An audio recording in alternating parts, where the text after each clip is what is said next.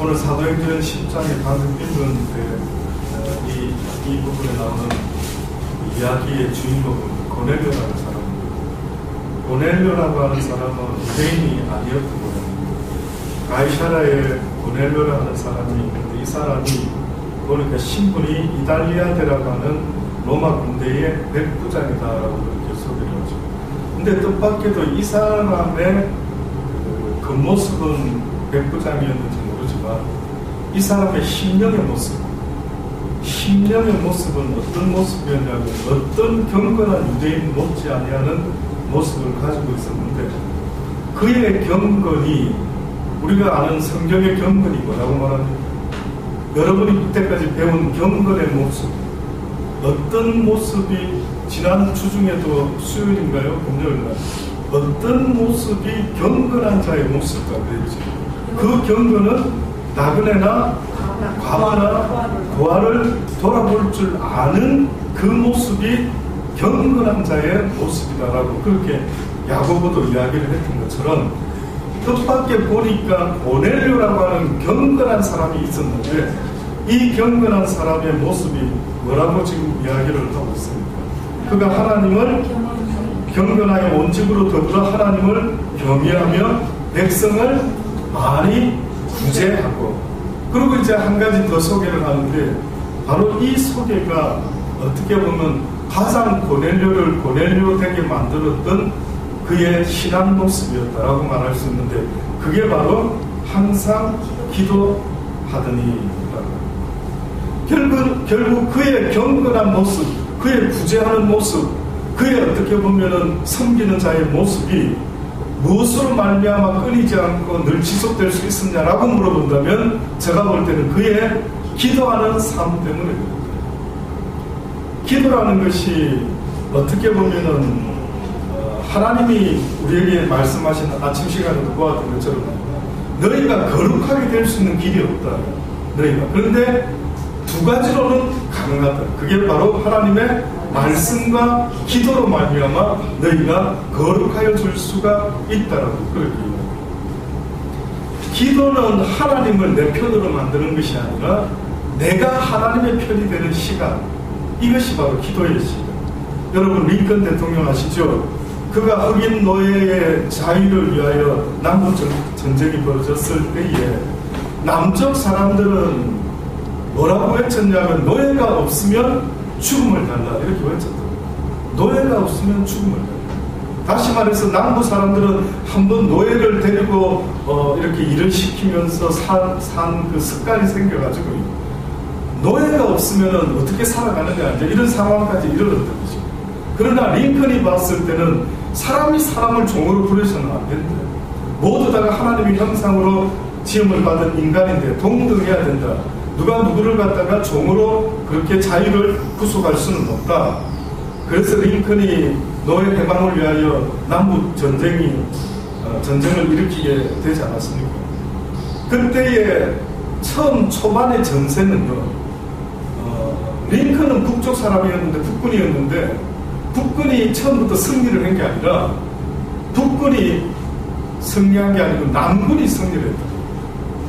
오히려 남쪽의 사람들이 점점 북군을 이기고 이런 아주 급박한 상황들이 되어갔을 때에 그때 북군의 장군들이요 모여가지고 뜻밖에도 하나님 앞에 기도하는 모임이 생겨났다.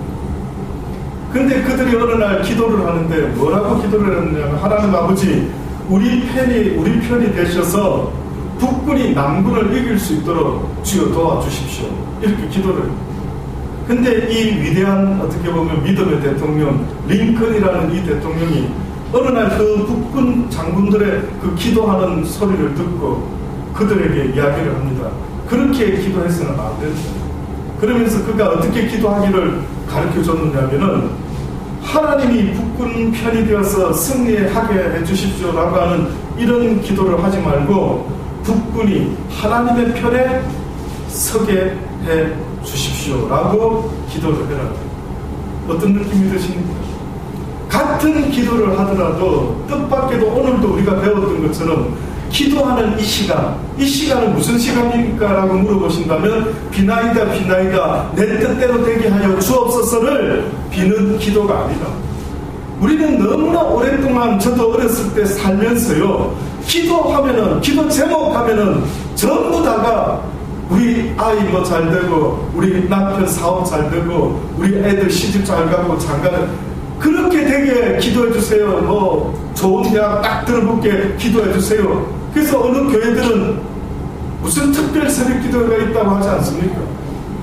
입시철만 되면 드러나 보셨습니까? 그렇게 안 해보셔서 모르시죠? 입시철 되면은 어느 교회는 우리 아이 대학을 좋은 대학 가게 해주십시오 하고 아예 그걸 위해서 지성이면 감천이라고 그런 기도를 대놓고 특별 새벽 기도로 그래 드린다고 하지 않습니다. 여러분은 어떻게 배우셨는데 기도 제목 내놔라 할 때 여러분은 주로 무엇을 기도의 대상으로 삼아서 그렇게 기도를 해라고 배워봤습니까?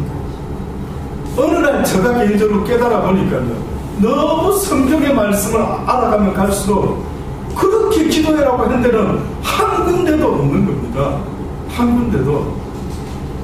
이런 데는 있죠. 병들었느냐 장로를 불러서 기도를 아픈 자를 위하여 기도하라. 그런데 뜻밖에도 아픈 자를 기도를 하는데 오히려 그 의인의 기도는 육신의 병보다 그의 죄를 오히려 구원할 수가 있대. 그의 죄를 성경 찾아볼까요?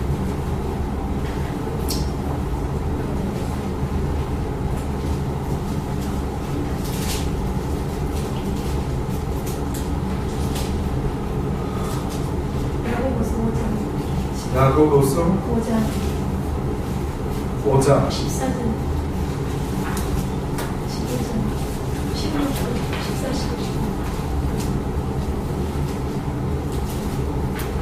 15 야고보서 5장 13절. 예. 아침에 잠깐 보다 말았나요? 네. 야고보서 5장 제대로 한번 봅시다. 야고보서 5장 13절부터 18절에 있는 말씀까지. 잘 한번 그 성경이 기도를 요구하는 것들이 있습니다. 근데 성경에서 요구하는 기도들은요, 먼저 첫 번째로 보면은 성령을 위해서 기도해라는 말이 가장 첫 번째로 신약을 한번 만약에 순서대로 말씀드리면 첫 번째는 원수를 위해 기도해야 합니다. 너희가 핍박 당할 때에 그 핍박하는 자를 위해 기도해야 된다고 마태복음 5장 43절 말씀부터 먼저 읽어드려 볼게요. 또 내 이웃을 사랑하고 내 원수를 미워하라 했다는 것을 너희가 들었으나 나는 너희에게 이르노니 너희 원수를 사랑하며 너희를 핍박하는 자를 위하여 기도하라. 이렇게 기도. 언제 기도해야 되나? 언제 내가 무엇을 위해서 기도해야 되나라고 할 때 신약 성경의 첫 번째 기도 이야기를 요구했는데 보니까 뜻밖에도 너희를 핍박하는 자를 위하여 기도하라라고 하는 첫 번째 요구. 그 다음 두 번째 보면은 그 다음 나오는 요구 중에 사도행전 8장 14절로부터 나오는 말씀이 있습니다. 사도행전 8장 14절로는 예루살렘에 있는 사도들이 사마리아도 하나님의 말씀을 받았다는 듣고 베드로와 요한을 보내매 그들이 내려가서 저희를 위하여 성령 받기를 기도하니 이는 아직 한 사람도 성령 내리신 일이 없고 오직 주 예수의 이름으로 세례만 받았을 뿐이라. 이에 두 사도가 저에게 안수함에 성령을 받는지라. 신약 성경에 두 번째로 기도를 했던 일이 있었는데 그게 바로 성령을 주시옵소서라고 기도를 했던 성령을. 그 다음에 등장했던 것이 우리가 보았던 백부장 고넬료의 경우입니다. 백부장 고넬료 경우에 사도행전 10장 44절로부터 보면 베드로가 이 말 할 때에 다시 말하면 고넬료가 이제 사람을 보냈죠. 이렇게 경건한 이 고넬료가 고넬료가 얼마나 경건했는지 방금 우리가 읽어보지 않았습니까? 그가 뭘 했다고요? 항상 기도하는 사람이었죠. 그런데 뭐 그 기도가 어떻게 되었다라고 성경이 말합니까? 그의 기도가 하나님께 상달이 되었다. 하나님께 표현이 있고, 이 표현 어디서 들어보지 않았습니까? 내 기도와 구제가 하나님 앞에 상달하여 기억하신 바가 되었으니. 혹시 어디서 이런 표현 기억이 안 나십니까? 성경을 자주 읽어는 보셨겠는데 뭐 떠오르는 건 없습니까? 이런 느낌 비슷한, 너무 비슷한. 지금 보세요. 하나님이 고넬료의 기도와 구제가 하나님 앞에 상달이 되어서 하나님이 기억하신 바가 되었다. 잊어먹고 있다가 앞서 가만히 있어라. 고넬료가 있었지. 걔가 그렇게 구제를 많이 하고, 걔가 기도를 그러면 매일 빠지지도 않고 하네? 하고 이제 잊어먹었던 고넬료를 기억하듯이, 이게 구약 성경에 나오는데 기억 안 나십니까? 한 사람도 기억 안 나십니까? 너무하시네요. 이거 처음 보는 표현입니까? 하나님이 기억력이 없는 분입니까? 여러분 생각할 때 하나님이 무슨 깜빡했다, 깜빡했다, 야, 잊어먹었다, 야, 미안하다, 야, 생각났어, 이런 표현을 쓴 게 또 있다 그랬지 않습니까? 구약 성경에. 그래도 잊어먹는 은사가 있기 때문에 여러분, 저는 참 감사합니다. 저보다 더 잘 알면 그죠? 저 굉장히 민망할 텐데 여러분은 그래도 금방금방 잊어주시니까 제가 또 새롭게 이야기를 하고 또 새롭게 이야기하고. 이거 기억 안 나십니까? 이스라엘 백성들이 애굽에서 종살이 하다가 요셉을 모르는 왕이 언젠가 나타났는데, 그 왕은 이스라엘 백성에게 고역을 더 심하게 해가지고 이스라엘 백성의 고역이 막 점점 심해지니까 그들이 어떻게 했습니까? 그때 막 하나님께 너무 힘듭니다, 인생이 어쩌지요 막 부르짖었을 때에 그들의 부르짖음이 상달이 되니까, 그때 무슨 표현을 할까 기억 안 나십니까? 그때도 뜻밖에도 표현이 어째 이렇게 비슷한지 모르겠대. 한번 찾아보십시다.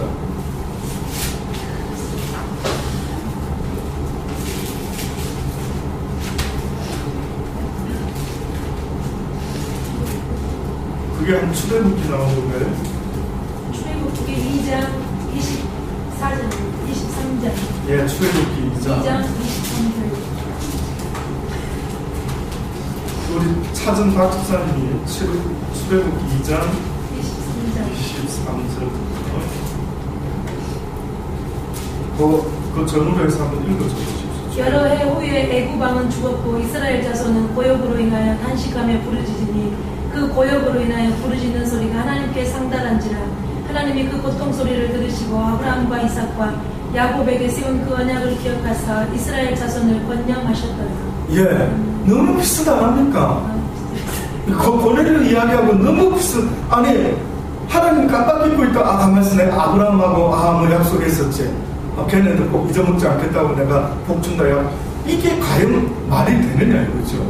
근데 이상하게도 성경에서는 이런 경우를 지금 왜 썼을까 이거죠. 결국은 혹시 여러분 느낌이 어떻습니까? 하나님이 잊어먹고 있다가 기억되는 자들이 있다 이거죠. 근데 어떤 자들이 기억이 지금 되고 있는 겁니까? 공통적으로 어떤 자를 하나님은 기억하신다는 겁니다. 그렇죠. 하나님을 아주 강하게 부르짖고 구하는 자, 다시 말해서 언제나 한 번씩 기도하는 자, 아니면 누구요? 매일같이 잊지 않고 기도하는. 어떤 분의 책에, 어떤 사람이 쓴 책에 이런 제목의 책이 있는데 일리가 있더라고요. 뭐라고 이야기를 했냐면, 인간이라는 존재가 어떠한 습관을 들이는 데 있어서, 제목이 이렇답니다. 습관은 하나님께서 인간에게 허락하신 기가 막힌 선물이다 라는 제목으로 아마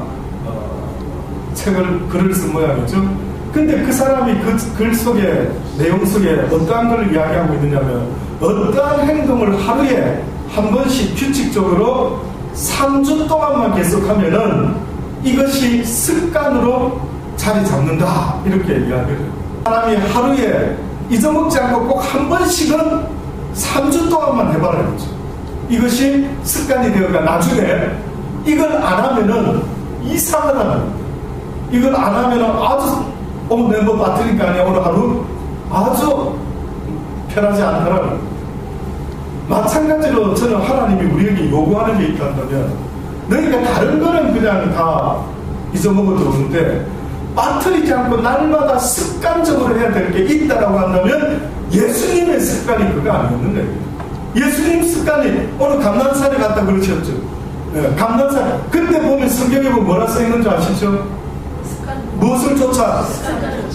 예수님이 성령을 쫓아갔댔습니까? 습관을 쫓아 감남산에 갔대. 습관을. 기도하는 습관이 있으셨대. 습관을. 저는 그런 면에서는 하나님이 우리 교회를 인정하실 수도 있지 않을까. 요즘 습관 되셨죠? 저녁마다 안 오면 뭔가 좀 ጸ가리. 남들은 집에 가서 쉬는데 우리는 저녁 먹고 교회 와가지고 쉬는 겁니다. 얼마나 그랬는지. 집에 할 일이 많았으면 절대 안 올 텐데, 집에 있어봤자 별로 할 일이 없는 바람에 올 수 있는 이 은혜가 얼마나 저는 크고 귀한지. 그렇지 않습니까? 사실 습관이 딱 되니까요, 안 오면은 더 이상하다. 근데 이 습관이 뜻밖에도 성경에 보니까 고넬료라고 하는 사람이 하나님 앞에 날마다 기도를 했던 사람, 매일같이. 그러니까 어쩌다 기도하는 사람보다 고넬료같이 날마다 하나님께 기도하는 자였는데, 그가 그 날마다 기도하는 그 중심이 있었기 때문에 제가 볼 때는 그가 구제도 할 수 있었고 그가 남을 도울 수가 있었다. 그래서 그런지 성경에 남을 돕는 것도 그렇지만, 기억나십니까? 항상 기뻐하라. 그리고 뭡니까? 두 번째가 쉬지 말고 기도하라. 그 다음 세 번째가 범사에 가라. 왜 하필이면은 첫 번째 기뻐하라와 감사는 100% 이해가 되는데, 중간에 이거와 어울리지 않는 듯한 항상 기도하라는 게 중간에 딱 끼겨져 있었죠. 말씀이 어떤 의미가 있을까요? 누가 항상 기뻐하고 누가 항상 감사할 수 있다라는 뜻이 여러분 생각에 담겨 있다고 봅니까? 누굽니까? 기도하는 사람 아닐까요? 기도하는 사람 아닐까요? 저절로 기뻐해야지, 기뻐해야지, 감사해야지, 감사해야지 됩니까? 해보십시오. 뭐 의지로 마인드 컨트롤을 해가지고 기뻐해야지, 기뻐해야지, 감사해야지, 그래서 될 일 같으면 다 감사하고 기뻐할 수 있겠죠. 근데 그것은 아무나의 것이 아니라 항상 기도하는 자의 몫이다. 저는 그렇게 믿습니다. 아멘. 그래서 하나님이 기억된 바 되었다라고 하는 것은 결국 기도라는 것이 상달이 되었다. 자, 그러면 여기서 기도가 상달이 되었다. 하나님께 상달된 기도. 어떤 기도를 했을까?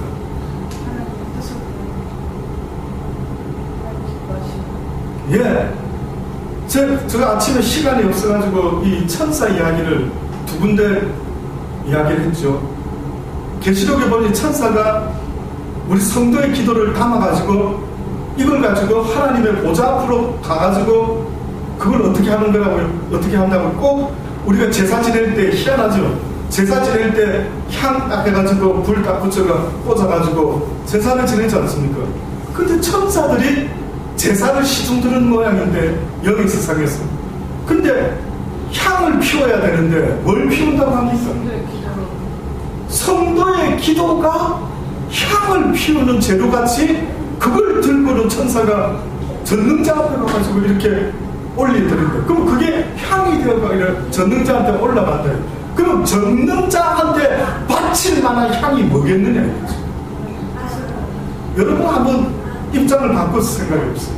여러분이 전능자 입장에서 전능자가 기뻐 받을 만한 향이 있다면은, 내 말을 듣지 않는 자신과의 관계, 혹은 너무나 내가 기뻐하는 아들이라 라고 할 때에, 다윗이 너무나 내 마음에 합한 자라 할 때에 하나님이 어떤 자를 기뻐하고 어떤 기도를 기뻐할 것 같은가를 조금만 생각하면 어렵지 않다요.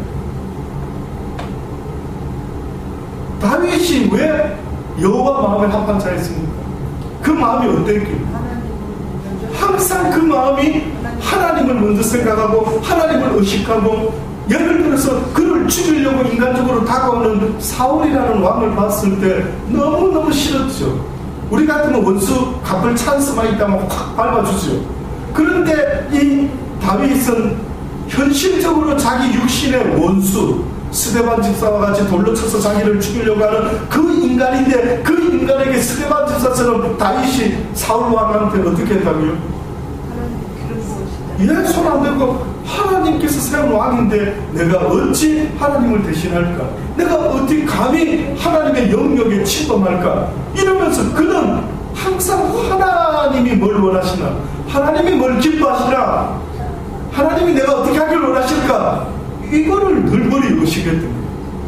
그 마음이 누구와 똑같다고요? 하나님 같아요. 네가 내 마음에 딱 든다 이거죠. 그러면 무슨 기도가 향이 되어서 하나님 앞에 바쳐졌다 했으니 하나님 마음에 합당한 거 아닐 겁니까? 하나님이 기뻐하는 향 아닐 겁니까? 그러면 그 기도 제목 내용은 도대체 고넬료는 무슨 기도를 했길래 상달이 되었고, 그리고 이스라엘 백성이 무슨 기도를 했길래 상달이 되었는데, 자, 먼저 이스라엘 백성은 상달이 됐어요. 기억한 바가 됐습니다. 어떻게 기도했을까?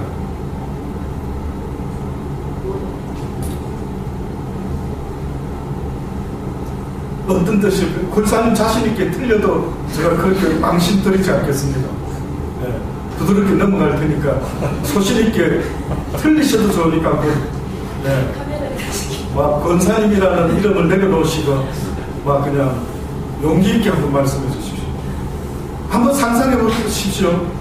뭐가 상달되었을까? 이 인간들이 어떻게 보면 고생 지금 쫀쫀하게 하니까 이때서야 찾았어요. 아버지를, 그죠? 근데 아버지는 이걸 기꺼이 상달이 됐습니다.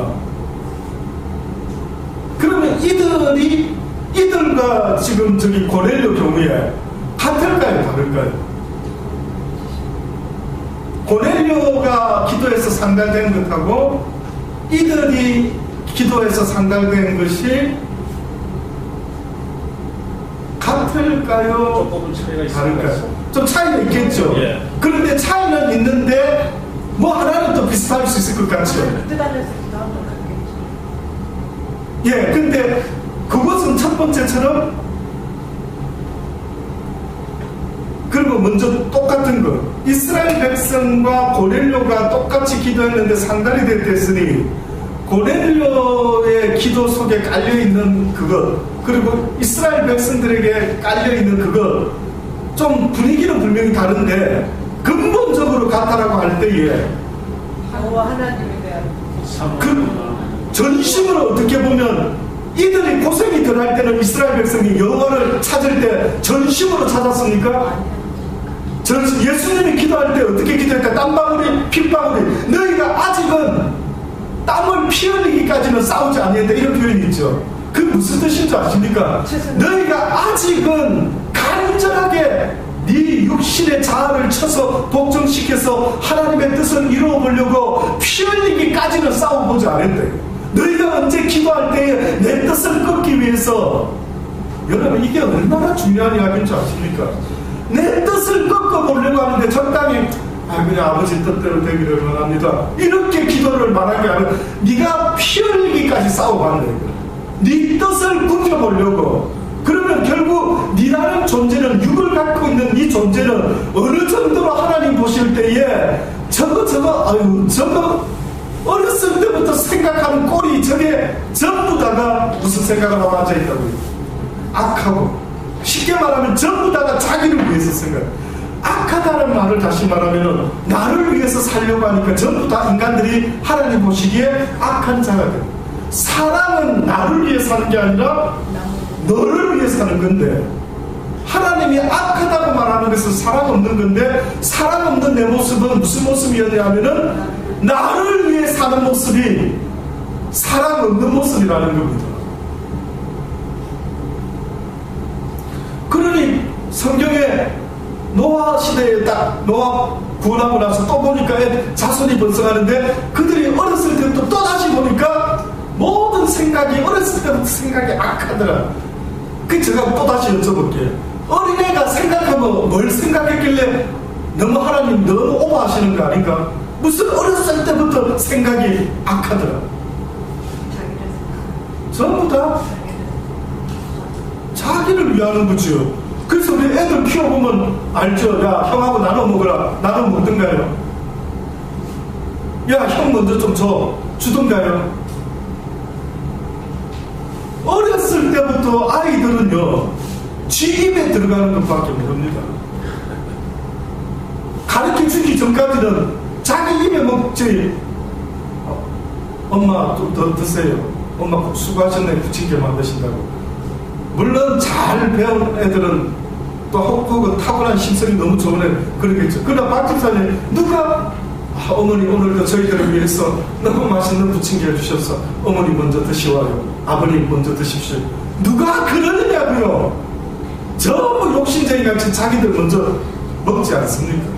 그래서 우리가 가르쳐 주려고, 자, 아빠도 한 입 줘봐. 이렇게 어렸을 때부터 교육을 시키지만 이놈들이, 이 육신을 가진 인생들이 어려서부터 무슨 생각이 그래 악했나 보니까, 뭐 그래 악한 게 딴 게 아니라 뭘 위했다고요? 자기를 본능적으로 위하고 앉아요. 그래서 하나님이 너를 부인하고 나를 쫓아와야 된다. 너를 부인하지 않으면, 너를 위하는 그 생각을 내려놓지 못하면 안 된다. 근데 그 생각과의 싸움이 어느 정도까지 돼야 된다고요? 피 흘리기까지 싸워야 돼. 그래서 기도하는 이 시간은 비나이다 비나이다 내 육신의 소원 들어주소서, 이런 기도는 사실은 하면 안 됩니다. 하나님을 진짜 아는 사람은 하면 안 됩니다. 아직 하나님을 잘 모르는 초보 때는 해도 하나님을 제대로 알면 성경에 뭐랬습니까? 무엇을 마실까, 무엇을 입을까, 무엇을 더 가질까, 그건 다 누가 구하는 거라고? 이방인들. 이방인의 의미가 뭡니까? 성경이 말하는 이방인, 하나님을 알지 모르는 자들을 이방인이라고. 이방인들이 구하는 게 그렇더라고. 근데 교회 다니는 사람들이 기도 제목으로 내놓는 게 뭡니까? 세상 사람하고 다를까요? 같을까요? 같습니다. 더 지성이죠. 그리고 더 독하고. 그래서 막 보면 어떤 사람은 막 교회 다니는 것들이 뭐 장로가 더 독하고 뭐 이런 말이 나오는 이유가, 더 이거는 교회가 무슨 교회 같은 모습이 있어야 되는데 하나도 없는 겁니다. 교회 다닌다라는 그것 말고는 전혀 세상 사람들하고 같은 게 없는 거예요. 이거 도대체 누가 어떻게 가르쳐 놨길래 온통 하나님의 뜻하고는 전혀 먼 사람들이 되고 막. 여러분만은 그러지 마시고, 저와 여러분만은 하나님을 몰랐을 때는 그렇게 기도했는지 모르지만 이제는 오히려 먼저 그 나라와 그 뜻을 구해라는 거예요. 자, 사도 바울이라는 사람의 인생에 있어서 그가 하나님을 핍박하는 시간이 있었습니까? 없었습니까? 있었죠. 예수 믿는 사람을 잡아 죽이는 때가 있었죠. 그러면 우리가 봤을 때, 그 바울의 그 시간을 봤을 때, 우리도 그렇지만 바울 자신도 자기 일생에 있어서 그런 때가 있었다라는 걸 나중에 봤을 때 어떻게 하고 싶을까요? 지워버리고 싶죠. 징글징글하겠죠. 근데 왜 하나님은 바울에게 그런 실수를, 그런 엄청난 죄를 짓도록 내버려뒀어요? 참 놀랍죠. 이해하기 어렵죠. 그것은 바울의 뜻입니까? 바울 엄마의 뜻일까요? 그렇죠. 누구의 뜻도 아니었지만 어떻게 보면 하나님의 뜻이었다. 내 뜻은 아니었다. 바울 뜻도 자기가 이렇게 어리석게 예수 믿는 사람을 죽이러 다니는 그런 자기의 부끄러운 날이 생길 줄 예상을 못했대. 아무리 내 자식이 지금 도무지 저렇게 하면 안 되는데 제가 왜 저러지 할 때 엄마의 뜻, 아빠의 뜻은 그게 아니라죠. 근데 만약에 물어봅니다. 하나님의 뜻이 있다면 어쩔 텐데요? 지금 내 자식 하는 꼴을 쳐다보니까 이 열이 막 받쳤는데 저거 저래가지고 저거 뭐가 되겠노? 그러는데 만약에 여러분 물어볼게요. 하나님의 뜻이 있다면 어쩔 텐데?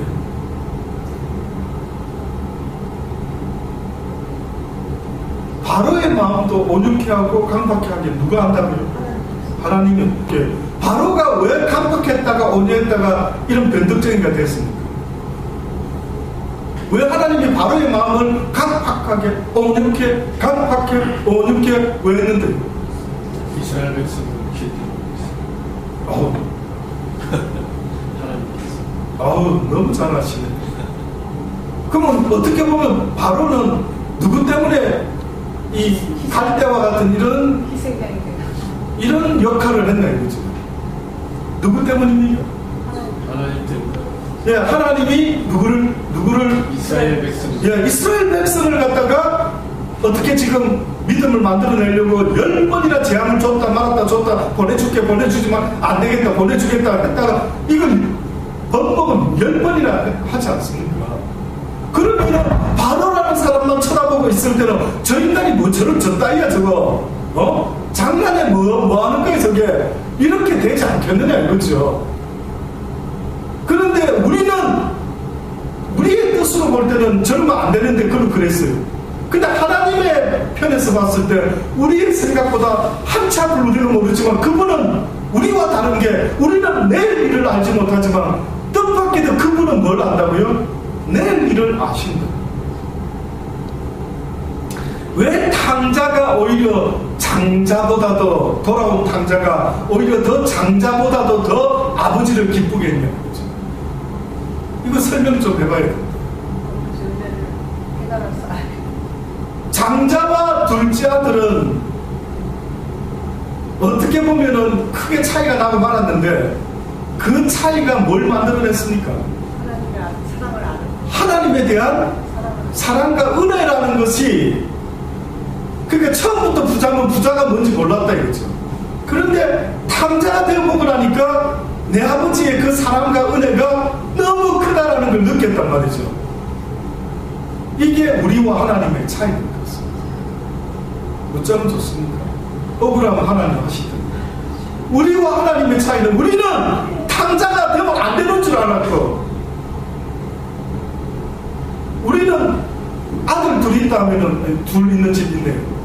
첫째 아들이 그렇게 탕자가 아니었고 둘째 탕자가 있다. 그러면 부모 입장에서는 내 아들 둘이 다 어떤 아들이 되기를 원하십니까? 착한 아들이 큰 아들 착한 아들처럼 둘째 놈도 딱 이렇게 되면 100점이겠다 했죠. 근데 성경의 그 아버지는 나중에 누구로 인하여 더 기뻐하고 또 누가 더 효자가 됐느냐 이거죠. 이거는 도대체 한치 앞을 모르는 우리는 이걸 어떻게 이해를 우리는 모른다. 겁이 난다. 저러다 큰일 나는 거 아닌가. 겁만 난다. 근데 뜻밖의 아버지는 그 어려운 비일을 하시면서까지 그가 돌아왔을 때에는 하나님과의 관계가 오히려 큰아들보다 더욱더 귀한 관계가 맺어졌대. 하나님의 기꺼이 그가 집 나간다 할 때 내버려 두셨던 그 크신 뜻이 어떻게 보면 있었거든요. 그러면 우리도 어떻게 보면 속썩이는 아들이 생겼을 때 그래 속 썩이고 싶으면 썩여라. 그래 집 나가고 싶으면 집 나가라. 그거 우리 하나님께 맡기고 기도하는 거지. 언젠가 그가 깨달을 수 있다. 어느 날 제가 하나님께 한때 기억이 뒤에서 식사 후에 우리 이야기를 나누면서 그런 이야기를 했습니다. 하나님이 이런 말씀을 지적하시더라고요. 나는 너희에게 무엇을 해라고 했을 때 그것에 대한 그 기도에 대한 결과를 주겠다라고 말하는 게 아니더라. 결과는 네가 생각하지 마라. 결과는 내 뜻에 달려 있으니 너는 내가 기도하라 하면 기도만 해라.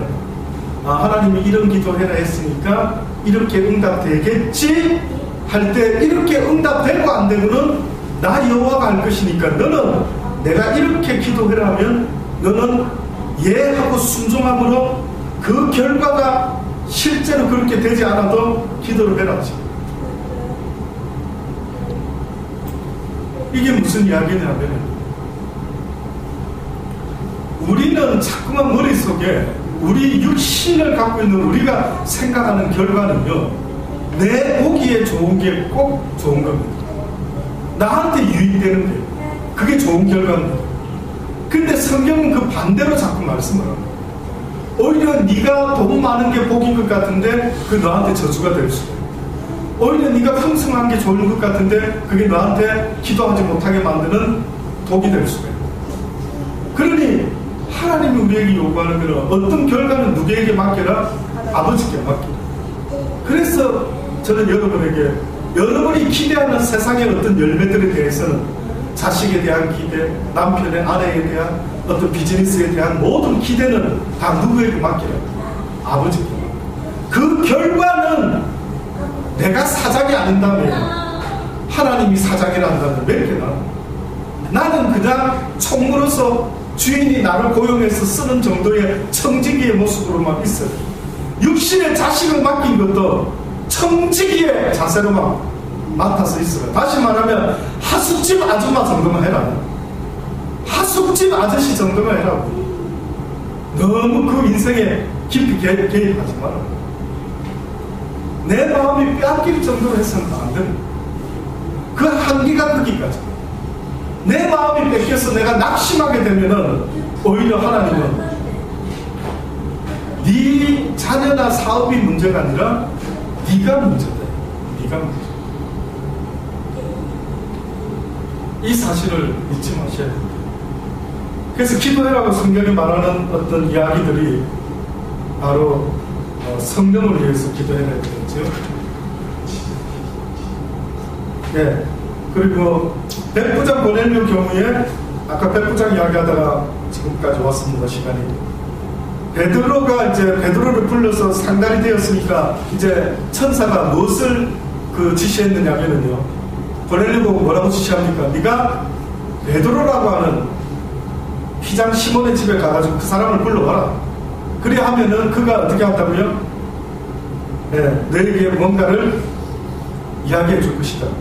그러니까 베드로가 환상 가운데 그도 환상을 보고 그 다음에 어떻게 합니까? 그들을 따라서 고넬료 집에 가죠. 고넬료 집에 가서 쭉 베드로가 거기 보면 사도행전에 보면 뭐라고 나와 있습니까? 설교를 한편 하죠. 누구에 대한 설교합니까? 사도행전 10장에 보면 예수 그리스도에 대한 설교를 한편 쫙 하지 않습니까? 고넬료한테. 그때 사도행전 10장 44절로 보면은 베드로가 이 말 할 때 이런 설교를 쫙 하고 예수 그리스도가 우리를 위하여 십자가에 달려 죽어 주셨습니다. 이런 설교를 딱 했더니만 성령이 말씀 듣는 모든 사람들에게 내려오시니. 그러니까 뜻밖에도 기도를 해야 되는 경우 때 두 번째, 세 번째 했습니까? 성령을 받기 위하여 기도해라. 두 번째, 예.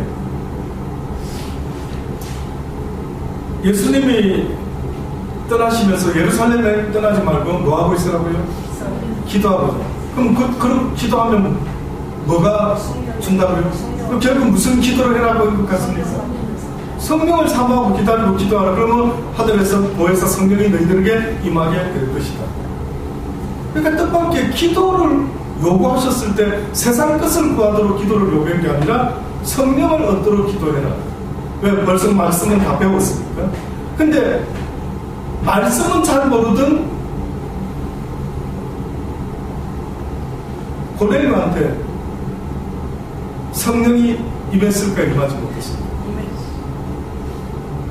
임했을 예수님 잘 몰랐는데 고넬료는 구약을 잘 알고 있었던 사람. 그러니까 고넬료는 기도를 열심히 하고 구제도 잘했고 했는데 한 가지 뭘 모르고 있었어요. 성령은 죄송한데 누구한테 임하게 되어 있고 성령을 구한다라는 정도가 되면 최소한 그 사람이 아는 지식이 어떤 지식이 있는 자였습니까? 예수 그리스도에 대해서 알고 있었던 거예요. 왜? 예수님이 떠날 때 마지막 유언한 게 뭐였는지 아십니까? 예수님을 아는 사람이 예수님이 유언한 마지막을 뭔가를 알고 있어야죠. 그분이 뭐라고 말했느냐면 보혜사 성령이 내 대신 너희들에게 와야 된다라고 말했어요. 예수님이 떠나고 끝이다 이렇게 말한 게 아니라 내 대신 너희들과 동행할 또 다른 보혜사가 있어야 돼. 너희 힘만으로 안 되니까 이 땅에 육이 있느나 너희가 나 대신 또 누군가와 함께 세상 끝날까지 있어야 되는데 그분이 누구냐면 바로 보혜사 성령이라는 분이 있어야 됩니다. 예수를 아는 사람이라 한다면 또다시 말하면 내가 주와 함께 동행합니다 할 때 이제는 그 말은 지금 이 시대는 주의 성령과 함께 내가 동행한다 아닙니까? 그러니 고넬료가 기도하는 법을 알고 있었지만 누구에 대해서는 잘 몰랐다. 예수와 성령에 대한 이야기는 잘 몰랐던 겁니다. 그러니까 천사가 나타나서 뭐라고 명령합니까? 고넬료야, 네가 베드로 사도를 좀 불러와가지고 그가 무슨 말을 하는지 잘 들어보거라. 설교 말씀 잘 들어라, 배워라.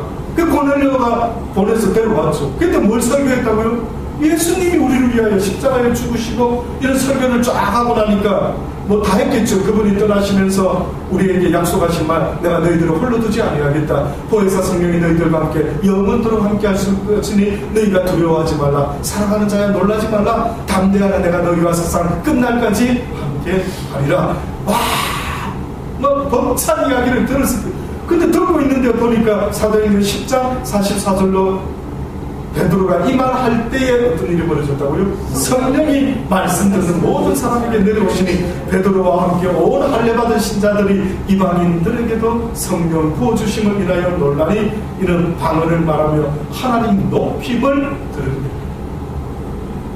성령의 역사가 일어나면 무슨 방언만 다 생각을 많이 하는데 여기 고넬료 경우에는 방언만 한 게 아니라 뭘 했다고요? 하나님을 높입니다. 여호와여 주는 강대하시고 주는 영원하시며 주님이 주가 되십니다. 이것도 성령의 역사 없이는 말할 수가 없는 그런 고백이 되는 것입니다.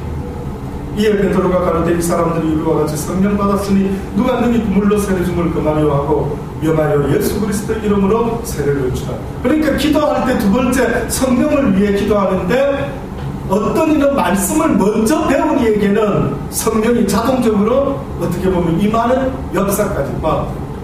그러나 순서를 보면은 말씀을 배우고 성령을 당연히 구하는 사모하는 자가 돼요. 그러니까 예수님 사모하듯이 말씀을 배우고 나면은 성령을 배우다 보면 내가 사모하는 마음이 뭔가 생긴대. 성경을 배우면 누굴 사모하게 됩니까? 하나님, 예수님. 결국은 뭘 구하게 된다고요? 성령을 구하게 돼요. 이해되십니까? 그래서 성령이 그 다음부터는 기도 제목으로 주여 내 사랑하는 사람과 결혼하고 싶어 이러는 것처럼 그분의 성령이 없이는 나는 아무것도. 그래서 주님이 말하잖아요. 너희는 천사보다 조금 못하고 짐승보다 조금 낫기 때문에 육이 있는 범죄한 육을 갖고 살아간다는 것은 엄청난 단점이 되기 때문에 육이 없는 악한 영을 싸움을 할 때 이길 수 있다 없다? 없다라는 겁니다. 그래서 누구 도움을 받아야 이길 수 있다고요? 성령의 도움 없이는 저와 여러분은 어떤 방법으로도 영적으로 악한 영을 싸워서 이길 길이 없다. 나쁜 생각하지 말아야지. 근데 나쁜 짓 절대 하지 말아야지. 이제 나를 위해서는 살지 말아야지. 될까요? 안 될까요? 안 된다라고 성경은 단정을 짓습니다. 되면 성경이 거짓말하는 자. 의인은 없나니 하나도 없다 말했으니 다시 말하면 그렇게 결심해서 되는 자가 있으면은 내 손에 장을 찢은대. 하나님이 거짓말쟁이들. 나는 되던데 이 거짓말하고 앉아있는 그 사람 안 된대. 그래서 경험해본 율법 아래 태어난 자들이 안 되니까 그 사랑이 이루어지지 않으니까 남을 위해서 살 수 없으니까 결국은 예루살렘을 떠나지 말고 최종적으로 마지막으로 기도하고 구해야 될 내 기도 평생의 제목이 있다면 그게 뭐라고요? 주의 성령을 나에게 주옵소서. 그러면 결국은 남자가 부모를 떠나 여자와 둘이 하나가 되었다. 아내와 한 몸이. 이게 그리스도와의 비밀이다. 오, 엄청나게 이거는 영적 비밀이라는 거예요. 그럼 그 뜻이 뭡니까? 결국은 주의 보혜사 성령이 나와 하나가 될 때 그 상황은 결혼이다. 결혼. 문 밖에 서서 문을 두드리고 문을 열면 내가 너에게 들어가거든 나로도 너와 더불어 먹고 마시고 이렇게 산다. 결혼해서 부부가 함께 사는 것처럼 주님이 네 마음의 문을 열었다. 누가 들어오겠다고요? 성령이 들어. 예수님이 들어옵니까? 근데 계시록에는 주께서 문 밖에 서서 어떻게 한다고요? 그럼 주님이 내 마음 들어오고 나한테 들어오겠대. 주님이 육이 있는 주님이. 육이 있는 주님일까요? 육이 없는 성령일까요? 성령이. 육이 없는 성령이 들어오겠대. 자, 그 다음에 마지막으로 골로새서 4장에 있습니다. 성경이 분명히 저는 여러분한테 증거합니다. 성경이 기도해라고 했던 세 번째 골로새서 4장 2절 말씀.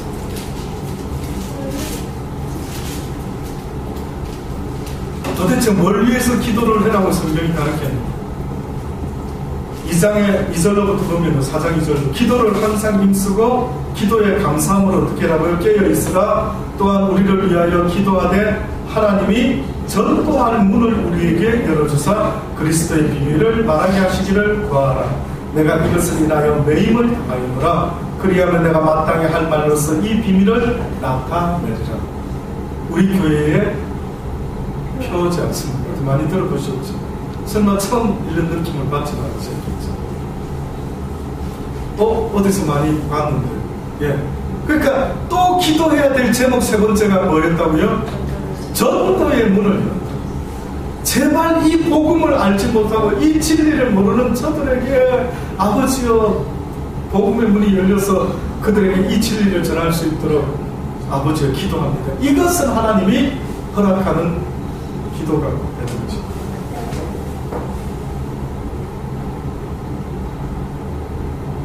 결국 이러한 기도들이 하나님의 보좌에 향이 되어서 올라간다는 이게 바로 누구의 뜻이겠습니까? 하늘 아버지의 뜻이다. 우리를 향하신 하늘 아버지의 뜻.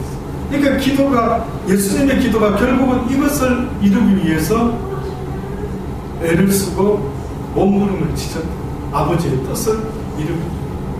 그러니까 어떻게 보면 주님은 오셔서 자기를 나타내셨고 아버지의 뜻에 순종하려고 핏방울이 되는 그런 기도를 하셨고 남겨진 자들은 그리스도의 증인이 되어서 이제는 그분을 전하고 이제는 우리도 내 육신이 그분을 전하지 못하도록 사단이가 방해하는 그 모든 영적 싸움에서 이제는 싸워나가면서 전도의 문이 열어지기를 간구하고 기도를 합니다.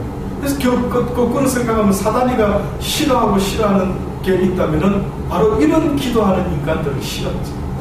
사단은 이 기도하는 인간을 너무 싫어하는 겁니다. 당연히. 이러다가 하나님의 뜻 이루어지면 안 되는데 끝까지 방해하게 돼요.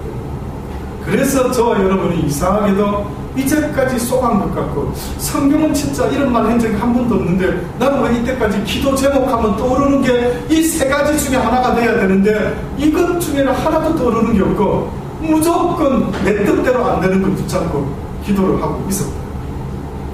저는 여러분의 뜻대로 안 되는 것을 붙잡고 기도하지 말기를 바랍니다. 물론 때로는 하나님이요, 때로는 그걸 통해서 기도하게끔 하시려고 우리에게 때로는 그러한 일들을 만들어내기도 하기도 하지만은 그러나 하나님이 원하는 궁극적인 기도는 하늘의 뜻을 이루는 기도라는 것을 잊지 마시기 바랍니다. 그래서 하나님의 뜻이 있다면 이 아들도 하나님께 드리겠습니다. 아브라함이 이삭을 바쳤다 할 때 그 뜻은요, 지금까지 여러분의 뜻대로 자식을 키우려고 하고 여러분의 뜻대로 남편에게 뭔가 요구하고 아내한테 뭔가 요구했다면 이제는 내 뜻대로 안 돼도 좋사오니 아버지의 뜻대로 되기를 내가 원하나이다 라고 고백할 수 있을 때에 비로소 여러분의 삶 가운데 참 평안을 누릴 수가 있습니다. 여러분 마지막으로 내 뜻이 이루어지기를 구하면서 살아가면 행복할 것 같죠. 근데 여러분 잊지 마십시오. 뜻밖에도 사랑이라고 하는 것은 내 뜻을 구하는 자의 삶이 아니라 다른 사람의 뜻을 위하여 살아가는 자의 모습인데, 여러분 생각할 때 누가 자기를 위하여 사는 사람이 행복할까요? 아니면 누군가의 행복을 위해서 희생하는 그 사람이 더 행복할까요? 라고 물어볼 때 뭐라 말씀하십니까? 경험에서 나온 겁니까? 아니면 그냥 왠지 물어보는 저희가 그럴 것 같아서 그런 말씀입니다. 경험 해봤습니까? 그게 언제 가장 먼저 그 기쁨을 맛본 게 누구였을까요? 어떤 대상을 사랑했을까요? 네, 물론 잠깐이지만 처음 눈이 잠깐 멀어가지고 누가 데이트할 때 그때 한번 잠깐 맛은 봤죠. 그때는 이상하게 나를 위해서 그동안 살아올 때는 나를 위해서 살았는데 누군가를 사랑하게 되니까 그 사람을 위하고 싶은 마음이 생기면서 내 입에 뭐가 안 들어와도 좋은데 그 사람이 맛있게 먹고 하면 어떤 느낌? 그러다가 이제 자식이 생겼죠. 그 자식을 위해서 뭐 할 때 느껴보셨습니까? 저는 그 감정이 뭐지? 그 감정은 어디서 나온 거지? 내가 먹는 것도 아닌데. 저는 자식 정도 지금 손자가 없어서 모르고, 손녀가, 권사님 어떻습니까? 자식 때와 내 이 손자, 외손자인 우리 병찬이를 뭘 먹입니다. 그럼 병찬이가 뭘 맛있게 먹을 때 옛날에 자식 키울 때 기분 기억나십니까? 기억 안 나. 예, 기억이 안 나면 젊었을 때는 너무 빨리 지나가가지고 그때는 내 먹고 살기도 좀 바빠가 막 길을 쓰고 막 온 가족 먹고 살려고 애를 쓰다 보니 막 그런 기쁨을 누리기에는 시간이 뭐 어쨌든 예. 근데 이제 만약에 손자를 보셔가지고 먹는데 오물오물 잘 먹고 안 아프다. 그럼 그 어떤 할머니 입에서까지 맛있는 거 뺏어가더라도 주는데 기쁜 거는 이거는 어디서 나오는 거냐 이거죠. 이거 설명이 좀 돼야 되지 않는 거죠. 미운 놈은 아니지만 미운 놈한테는 안 그랬는데 사랑하는 사람이 생겼을 때, 손자가 생겼을 때, 딸이 생기고 아들이 생겼을 때 이상하게 내 사랑하는 자녀가 잘되고 좋아하면은 내가 그런 것도 아닌데 그냥 보는 것만 해도 기분이요. 이런 감정은 뭐냐 이거죠. 이게 하나님이 우리를 만드셨어요. 예, 이게 바로 하나님이 우리에게 가르쳐주는 사랑입니다. 그러니까 주님이 어디까지 우리를 사랑해줬다고요? 자기 자신의 목숨을 내어놓기까지 십자가에 달려 죽어주심으로 사랑을 했다라고 하니 이것은 해본 자만이 그 맛을 하죠. 경험 안 해본 사람은 평생 미쳤어. 왜 그렇게 우리 위해서 죽으셨대? 말도 안 돼. 왜 그런데? 누가 뭐 죽어달랬대? 이렇게 말할 수밖에 없지만 실질적으로는 그 주님은요, 이게 바로 사랑이다. 내가 너희들에게 본을 보였으니 너희도 그리 살면 어떡해. 그러니 저는 여러분이요, 이제까지는 나를 위해서 살아가는 그 모습은 내 뜻대로 안 되면 본능적으로 뭐가 쏟아져 나온다고요? 화가 쏟아져. 잘 기억하십시오. 이제 앞으로 뭐가 화가 날 때 가만히 있어. 이거 지금 내가 내 뜻을 구했나? 하나님 뜻을 구했나? 빨리 돌이킬 수 있기를 주의 이름으로 공면합니다. 화날 때 잠깐 내가 왜 화냈지? 이게 내 뜻인가 아버지 뜻인가? 그럼 제가 하나 예언을 하죠. 그것은 앞으로 일어날 때 화날 때는 100% 내 뜻대로 안 될 때 화냅니다. 이게 어려우십니다. 이 설명이. 이해되십니까? 박지사님 이해되죠? 다 보면 내 뜻이죠. 아버지 뜻은 탕자 지나갈 때 말렸댔습니까? 안 말렸댔습니까? 안 말렸다는 사실을 잊지 마십시오. 저 같으면 못 나가게 막 다리 몽둥이를 부질러서 잡아놓을 텐데 말리지 않았어요. 내버려뒀어요. 그러니 여러분, 내 아버지가 내가 이해되지 않는 데서 화내고 하지 마시고 아버지를 믿어드릴 수 있게 되기를 바랍니다. 네가 나를 믿느냐? 네 기도가 헛되지 않단다. 내가 너를 지키는 것처럼 너의 사랑하는 자녀도 네가 사랑한다 하지만 사실은 진짜 진실은 네보다도 내가 그를 더 사랑한다. 잊지 말아라. 네가 그를 사랑하는 것보다 내가 그를 사랑함이 더 큰데 네가 더 호들갑이고 네가 더 난리구나. 야, 내가 민망해서 못 쳐다보겠다. 그럼 네 나를 굉장히 우습게 보고, 그럼 나는 걱정 안 하고 제가 잘못되든 말든지 나는 이러고 있고 니는 그렇게 애가 타고 그런 것 같으냐. 그럼 하나님은 우습게 만드는 거예요. 하나님이 가만히 있으면 나도 가만히 있어야 되는데 하나님은 가만히 계신데 하나님 왜 그 보고가 있습니까? 이래서 되겠습니까? 왜 아프리카 애들이 굶어 죽게 내버려 두는 겁니까? 막 난리가 나는 겁니다. 왜 저런 새끼를 저 내버려 둡니까? 왜 저 인간을 그냥 두는 겁니까? 그러니까 하나님은 들으시면 그 심정이 어떻겠느냐, 제발 여러분. 그래서 여러분 그런 부분에 있어서는 그냥 아버지께 다 맡겨드리고 여러분은 자유하시기를 주의 이름으로 권면합니다. 여러분은 아버지께 다 맡기란 말이죠.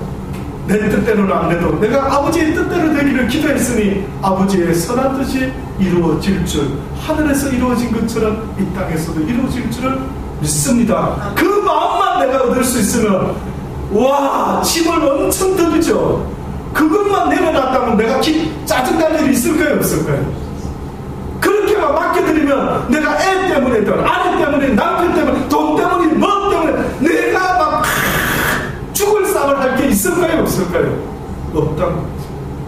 그래서 주님이 모든 그 짐은 벗고 내게 와서 내게 배우라. 내 짐과 무게는 쉽고 가볍다. 내 마음은 온유하고 겸손하다. 내 마음과 같이 아버지께 다 맡기고 너는 그냥 아버지가 지라고 하는 세상의 짐, 죄의 결과인 짐을 지지 말고 무슨 짐만 지라고요? 너에게 맡겨준 그 미션, 그 삶. 지금 네가 엄마냐? 엄마 역할만 잘해라. 지금 네가 선생님이냐? 선생님. 목사냐? 목사 역할만. 집사냐? 집사. 장로냐? 장로. 전도사냐? 전도사 역할만 잘해라.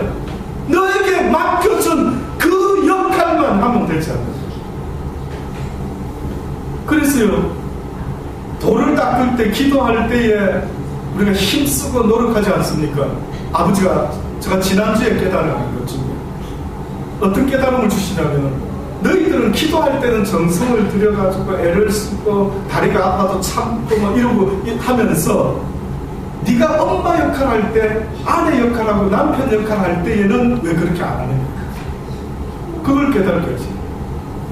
그 역할도 어떻게 보면은 그런 애씀을 가지고 하나님 앞에서 해야 되는 연단의 혹은 하나님의 미션, 뜻을 이루는 역할입니다.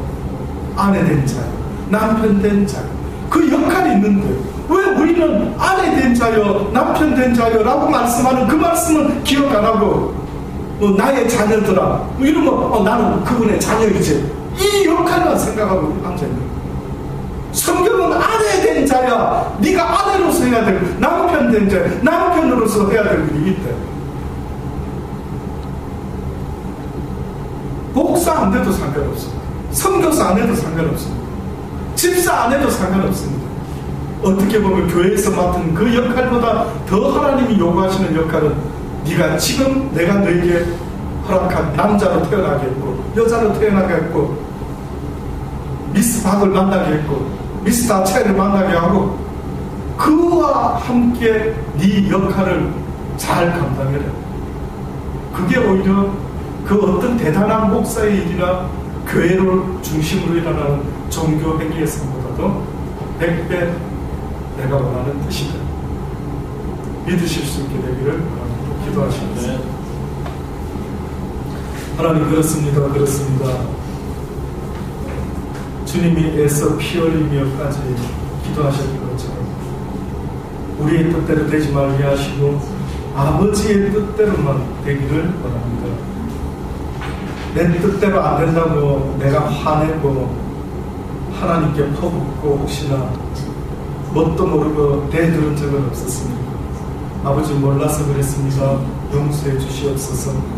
이제는 내 뜻대로 안 될지라도 아버지의 뜻대로 될 줄 믿고 맡길 수 있는 믿음이 우리 모두에게 있게 하여 주옵소서. 예수님의 이름으로 감사하며 기도드리옵나이다. 주신 말씀 기도합니다.